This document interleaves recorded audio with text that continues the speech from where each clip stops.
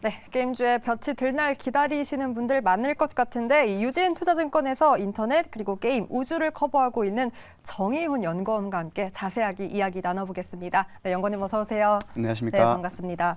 사실 이 게임이 2021년도였잖아요. 이 연말에 산타가 정말 이 게임만 들고 왔다라고 해도 과언이 아닐 정도로 너무나 크게 랠리를 펼쳤기 때문에 오히려 상대적으로 그때 고점 대비 벌써 80%가 넘게 빠졌습니다. 그런데 아쉬운 건 좀처럼 그 반등의 타이밍을 못 잡고 있는 것 같아요. 어떻게 이유를 어디서 찾아볼 수 있을까요? 우선 이게 좀 구조적인 문제를 먼저 말씀을 드려야 될 것 같은데 국내 게임 산업이 2010년대 접어들면서 스마트폰의 등장과 함께 모바일 게임 시장이 엄청나게 커졌어요. 그 전까지는 PC를 통해서만 게임을 주로 이제 국내에서는 즐겼었는데 모바일 게임 시장이 이제 폭발적으로 성장을 하면서 국내 주류 게임이 시장에서 주류가 모바일과 MMORPG 이 두 가지의 장르와 플랫폼으로 이어지게 됩니다. 그런데 문제는 뭐냐면 너무나도 장기화됐다라는 게 문제점인 것 같아요. 2020년을 고점으로, 21년, 20년을 고점으로 모바일 게임 시장이 계속해서 조금씩 하락하고 있는 가운데 이제 게임사들이 모바일과 MMORPG에 너무 편중되어 있다 보니까 이제 다른 먹거리를 찾아야 되는 게 아닌가에 대한 지금 지적들이 많이 나오고 있고 뭐 중장기적으로도 뭐 장기적이까지는 아니겠지만 중기적으로도 모바일 게임 시장이 좀 더 반등의 요소가 좀 많이 아직까지는 안 보이고 있기 때문에 게임사들이 지금 주가가 계속해서 좀 빠지고 있는 것으로 분석되고 있습니다. 네. 그래도 어제는 잠깐 반등하는 몇몇 게임 기업들, 뭐 위메이드도 그렇고 반등이 나왔는데 오늘 또 시장 힘 빠지면서 하락세를 보이고 있습니다. 9월에 대해서 한번 이야기를 자세하게 해볼까 하는데 먼저 기대가 너무 높았던 탓일까요? 이 네오위즈의 피해 거짓. 기대만큼 뭐 신통치 못하다라는 평가를 받고 있는데 어떤 이유입니까? 먼저 피해 거짓에 대해서 좀 말씀을 드리면 메타크리틱 점수, 그러니까 유저 평점이라든지 전문가들이 게임을 플레이해보고 나오는 평점이 81점으로 상대적으로 좀 높았다라고 평가를 하고 싶습니다. 근데 다만 몇 가지 문제점들이 작용을 했는데 첫 번째는 기존 소울라이크류 장르, 그러니까 피해 거짓과 유사한 소울라이크류 장르들의 게임과 좀 유사성이 좀 많다라고 해서 좀 독창성이 떨어지는 거 아니냐라는 지적을 받았었고, 두 번째는 이제 게임 패스로 엑스박스 게임 패스로 등록되어 있었기 때문에 이로 인해서 유저들의 판매량 지표도 좀 많이 갉아먹었다라는 지적도 있습니다. 거기에 대해서 제일 중요한 점은 역시 국내 게임사들이 콘솔 시장으로 많이 지금 진출하려고 노력들을 하고 있는데 아무래도 글로벌 게임 유저들 입장에서 봤을 때 국내 게임사들은 신생 기업이나 다름없거든요. 그러니까 새로운 IP나 다름없기 때문에 아무래도 이런 부분에서 글로벌 유저들을 좀 타겟하기 위해서는 좀 더 많은 노력이 필요하지 않나 이렇게 생각이 들고 있습니다. 그렇다면 이 81점이 높았지만 기존 유저들이 낸 점수일 확률이 높아서 그런 거네요. 아무래도 그러니까 전문가들 입장에서 봤을 때는 신규보다는 좀 그런 부분에서 좀 점수를 줬는데, 근데 신규 유저들 입장에서 봤을 때는 기존 게임과의 차별성도 잘 모르겠고, 그리고 이게 신규 IP다 보니까 되게 평이 잘 나오거나 좀 그런 부분에 대한 로열티가 있어야 되는데 그런 부분들이 좀 부족해서 판매량이 좀 저조하지 않나 이렇게 전망하고 있습니다. 네, 그러니까 신규에 대해서 조금 더 높은 평가를 받았다라면은 그렇지 않았을 텐데 그 부분이 좀 아쉬웠던 것 같습니다. 그렇다면 이 유니티에 대한 이야기도 해볼 텐데 유니티의 이 게임 다운로드 횟수에 따른 추가 요금제 도입 발표가 논란이 되었어요. 자세하게 이 이야기 한번 해주신다면 어떨까요? 9월에 전 세계 게임 업계가 좀 많이 이것 때문에 좀 혼란스러웠는데 유니티라고 하면 잘 모르시는 분들도 계신데 게임사들이 게임을 개발하기 위해서는 도구가 필요합니다. 그래서 저희가 게임 엔진이라고 하는데 게임 엔진이 있어야 게임을 개발할 수가 있어요. 그래서 상용 엔진이 있고 뭐 자체 개발 엔진도 있는데 유니티는 대표적으로 글로벌 상용 엔진을 개발하는 개발사입니다. 그런데 유니티가 이게 실적이 안 좋아지다 보니까 이거를 게임 엔진을 제공을 해주고 요금을 받는 요금제 방식을 좀 개편을 했는데 런타임 요금제로 개편을 했습니다. 이게 어떤 내용이냐면 기존에는 일정 매출 이상이 되면 거기에 대한 수수료를 부과하는 방식이었는데 이거를 기준을 다운로드 횟수로 바꿨어요. 다운로드 횟수로 바꿔버리면 게임 유저들이 게임을 돈을 지불하는 게 기준이 아니라 내가 다운만 받아도 요금이 책정되기 때문에 인디 개발사들이라든지 기존 게임 개발사들에게는 좀 많이 큰 타격이 될 수 있어서 이런 부분들로 인해서 많은 반발을 샀고, 이로 인해서 유니티 자체가 좀 개편하거나 이런 부분에 대해서 좀 평판을 잃는 그런 좀 사건이 있었습니다. 그럼 이러한 평판이 떨어지면서 어떻게 보면 시장에서는 게임주에 대한 투자 심리도 위축된 거라고 판단할 수 있을까요? 아무래도 이것 때문에 국내 게임주들이 뭐 평판이 더 나빠지거나 이런 부분들은 아닌데 아무래도 중장기적으로 봤을 때는 게임 개발 엔진이 올라가면 결국에는 수익성에서 게임사들이 감소할 수밖에 없거든요. 그래서 2024년부터는 좀 더 개편된 요금제를 제한했기 때문에 이런 부분들도 중장기적으로 영향이 있을 수 있다. 이렇게 전망하시면 될 것 같습니다. 수익성에 대한 리스크가 있었기 때문에 논란이 된 것 같습니다. 그럼 다가올 또 10월도 중요할 텐데 사실 반짝반짝 올 상반기에 게임이 반등을 보였을 때 뭐 중국 판호 재발급에 대한 기대감도 있었고 10월에는 우리가 또 어떤 부분을 기대할 수 있는지 한번 10월 얘기를 들어볼까요? 우선 10월에는 모바일 게임 시장과 이제 PC 콘솔을 좀 나눠서 말씀을 드릴게요. 두 가지로. 예, 모바일 같은 경우에는 좀 대작이 없는 편이에요. 9월과 비교했을 때 10월 국내 모바일 게임 시장은 대작이 좀 많이 부재한 편이고 반면에 글로벌 PC 콘솔 게임 시장에서는 좀 기대작들이 많이 나오려고 하고 있습니다. 그래서 대표적으로는 닌텐도의 슈퍼마리오 브라더스 원더라는 게임이 있는데 이게 슈퍼마리오 IP를 활용한 게임이기 때문에 좀 많은 유저들로부터 호응을 얻을 것으로 보이고 있고 또 예전에 세가의 소닉 슈퍼스타즈도 기대작으로 지금 꼽히고 있습니다.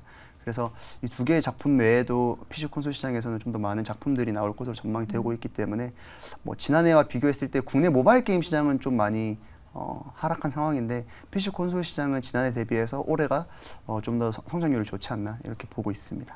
이 두 게임은 저도 아는 게임이에요. 네. 그리고 사실 정말 오래전에 했던 게 프린세스 메이커라고, 그러니까 CD로, 네, 맞아요. CD로 게임 했을 네. 때, CD로 스타워즈 했을 때였는데 그 이후에 또 가장 제가 제일 최근에 했던 게임이 이 닌텐도 슈퍼마리오거든요.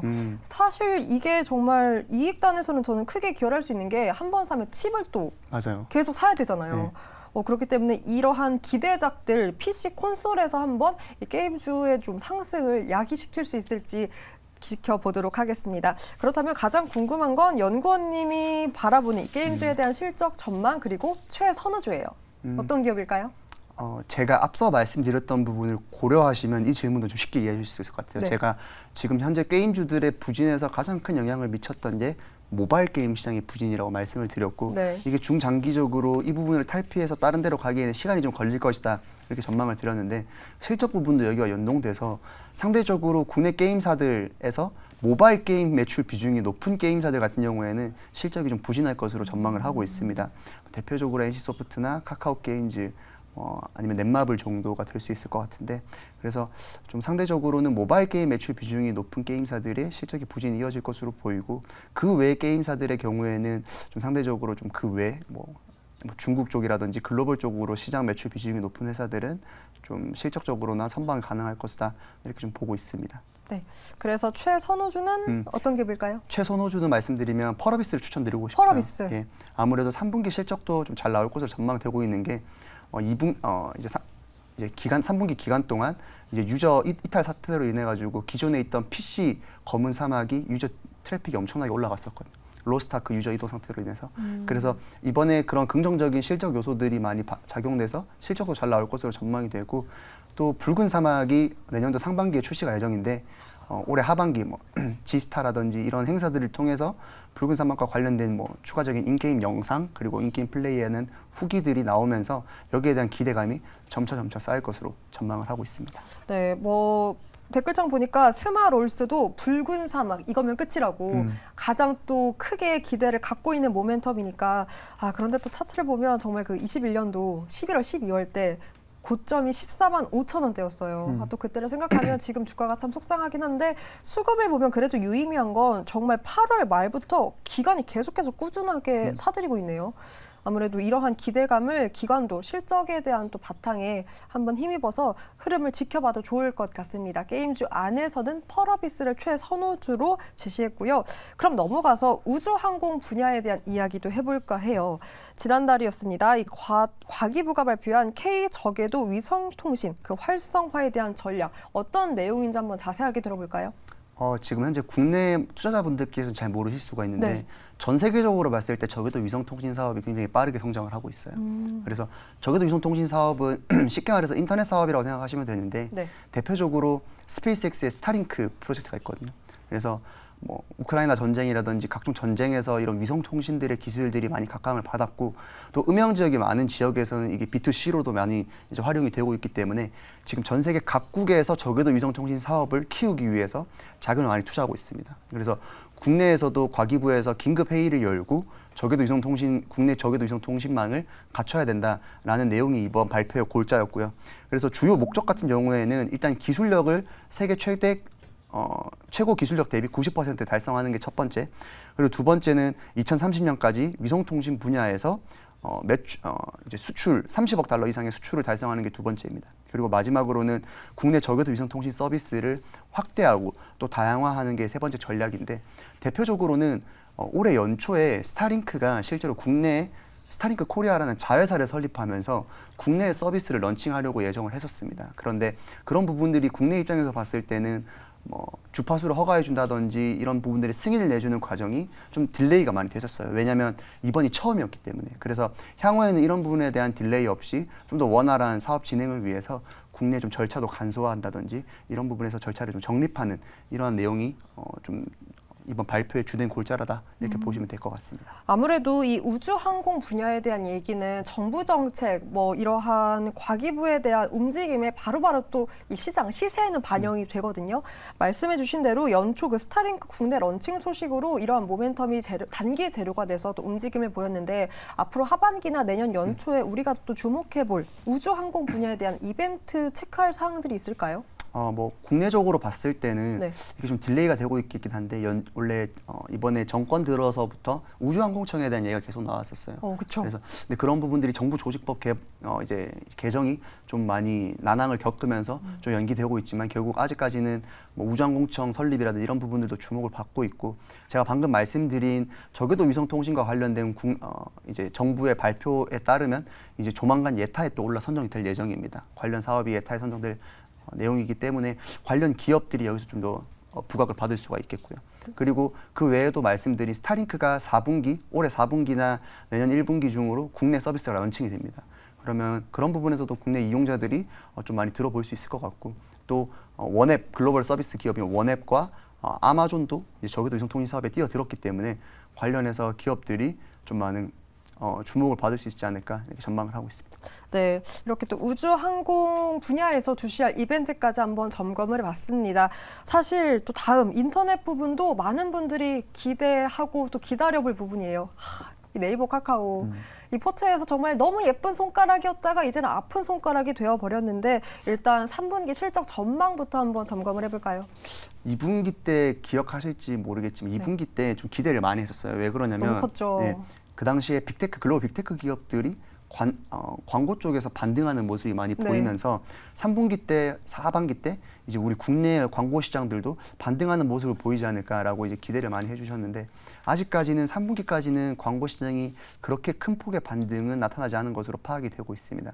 그러다 보니까 아무래도 두 기업 모두 실적이 예상치를 뛰어넘는 수준은 아닐 것으로 좀 전망을 하고 있고 오히려 예상치에 부합을 하거나 좀 더 하회하는 모습이지 않을까 이렇게 보고 있습니다. 그래서 3분기 실적까지는 좀 기대를 접어두시는 게 맞는 것 같고 오히려 4분기 때 광고가 좀 더 반등되는 그림이 성수기와 함께 이루어지는 부분을 좀 지켜보시는 게 투자하시는 데 좀 더 도움이 되지 않을까 이렇게 생각을 하고 있습니다. 그럼 그 외에도 광고 외에도 우리가 또 기대해볼 모멘텀 여력은 어디에서 또 찾아볼 수 있을까요? 네이버와 카카오를 나눠서 좀 말씀을 드릴게요. 네네네. 네이버의 경우에는 광고 외에 커머스가 있습니다. 어. 그런데 이제 광고 쪽 외에 커머스 쪽 같은 경우에는 네이버가 굉장히 힘을 많이 주고 있는 영역이긴 한데 커머스의 수수료율을 편취하는 수수료율을 계속해서 지속해서 올리고 있어요. 근데 다만 3분기까지만 해도 아직까지는 이렇게 수수료율을 올린 게 많이 드러나지는 않을 것으로 보이고 4분기 때 이 같은 효과가 좀 많이 드러나면서 실적으로도 반영될 것으로 전망을 하고 있고 카카오 같은 경우에는 반면에 네이버 대비해서 광고와 커머스 외의 매출 비중이 높은 편입니다. 예를 들면 모빌리티라든지 특히 아니면 이렇게 컨텐츠 쪽에서 뭐 게임 아니면 엔터 이런 쪽에서 미디어 쪽에서 좀 매출 비중이 상대적으로 높기 때문에 좀 4분기 때 이 지금 컨텐츠 쪽도 매출이 지금 몰려 있으면서 3분기보다는 실적적으로만 봤을 때는 4분기가 좀 더 우위에 있지 않을까 이렇게 전망을 하고 있습니다. 그럼 오히려 네이버 그리고 카카오 모두 이번 3분기 실적보다는 4분기에 대한 실적, 사실 그냥 실적보다는 상대적으로 얼마나 더 성장했느냐에 따라 더 시세에는 그래도 반응을 할 수 있겠네요. 맞습니다. 그럼 우리가 어쨌든 주목할 건 3분기보다는 4분기 그리고 내년에 대한 성장성에 조금 더 포커스를 맞춰서 대응책을 좀 마련해보는 시야가 필요할 것 같습니다. 네이버, 카카오 이렇게 인터넷 부분까지 체크를 해봤고요.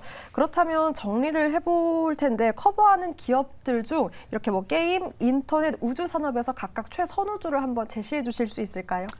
먼저 인터넷에서는 카카오보다는 네이버를 더 추천드리고 싶어요. 네. 그리고 게임에서는 말씀드렸던 펄어비스를 말씀을 드리고 싶고 우주산업에서는 인텔리안테크를 추천드리고 싶습니다. 그래서 이 세 종목이라고 좀 정리를 할 수 있을 것 같아요. 게임에서 펄어비스를 주목하는 이유는 말씀해 주셨고 그렇다면 인터넷에서 왜 카카오보다는 그래도 네이버를 최선우주로 제시하셨나요? 왜냐하면 상대적으로 광고와 커머스의 비중이 네이버가 좀 높습니다. 그렇기 때문에 결국에는 기대하는 부분이 3분기, 4분기 때 광고 쪽, 커머스 쪽이 올라가는 것을 기대한다라고 봤을 때 네이버가 좀 더 노출도가 높기 때문에 수혜를 받을 수 있을 것으로 보고 있고 또 이런 생성형 AI 기술과 관련해서도 네이버는 어떻게 보면 매를 먼저 맞았거든요. 그러니까 서비스가 나오고 나서 좀 주가가 좀 많이 반영됐고 이제부터는 서비스가 개선될 일만 남았는데 카카오는 아직까지 상대적으로는 그런 부분에서 시장의 평가를 좀 덜 받았어요. 물론 더 좋게 받을 수 있는 요소도 있지만 현재로서는 우려감이 좀 더 큰 건 사실이기 때문에 네이버를 좀 더 선호한다라고 말씀을 드리고 싶고 인텔리안테크 같은 경우에는 3분기 실적은 좀 부진할 것으로 전망을 하고 있습니다. 근데 다만 3분기 실적 부진 이후에 4분기에는 최대 실적이 이제 나올 것으로 전망을 하고 있고 내년도에도 이 같은 좋은 실적 흐름은 이어질 것으로 전망을 하고 있기 때문에 3분기 실적 부진으로 인한 좀 주가 조정을 받은 이후에는 4분기 때 좀 매수 타이밍을 노려보셔도 좋을 것으로 생각을 하고 있습니다. 오히려 4분기 때 좀 확인을 하고 우주 산업에서는 인텔리안테크를 그때 조금 접근해도 좋을 것 같다라는 전략까지 함께 맞습니다. 다 모두 일단 4분기에 대한 기대감이 더 큰 것 같아요. 인터넷에서는 네이버 그리고 게임에서는 펄어비스, 우주 산업에서는 인텔리안테크를 최선호주로 꼽아주셨습니다. 이렇게 오늘 유진투자증권에서 인터넷 게임 우주 커버하고 있는 정의훈 연구원과 이야기 나눠봤습니다. 오늘 말씀 고맙습니다. 감사합니다.